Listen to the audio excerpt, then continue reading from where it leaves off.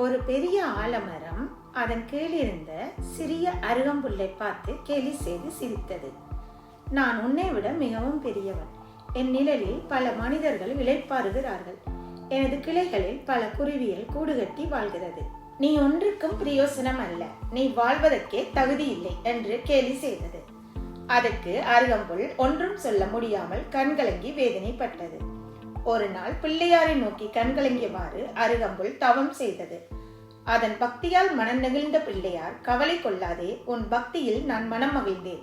இன்று முதல் எனக்கு பூஜை செய்யும் அனைவரும் உன்னை பயன்படுத்தியே பூஜை செய்வார்கள். நீ என்னை என்றும் அலங்கரிப்பாய் என்று சொல்லிவிட்டு மறைந்தார். அருகம்புல்லும் பிள்ளையாருக்கு சிரம் தாழ்த்தி நன்றி சொன்னது. அதன் பின்பு எந்த திமிரும் கொள்ளாது சர்வசாதாரணமாக மறுபடியும் தனது வாழ்க்கையை தொடர்ந்தது. அப்போதும் ஆணவம் பிடித்த ஆலமரம் அருகம்புல்லை சீண்டி அவமானப்படுத்தியது. ஒரு நாள் பெரிய மழையுடன் புயற்காற்று வீசியது. ஆலமரம் ஆணி வேரோடு தரையில் சாய்ந்து விழுந்தது. அருகம்புல் சரிந்து கொண்டு மீண்டும் கம்பீரமாக தலை நிமிர்ந்து நின்றது.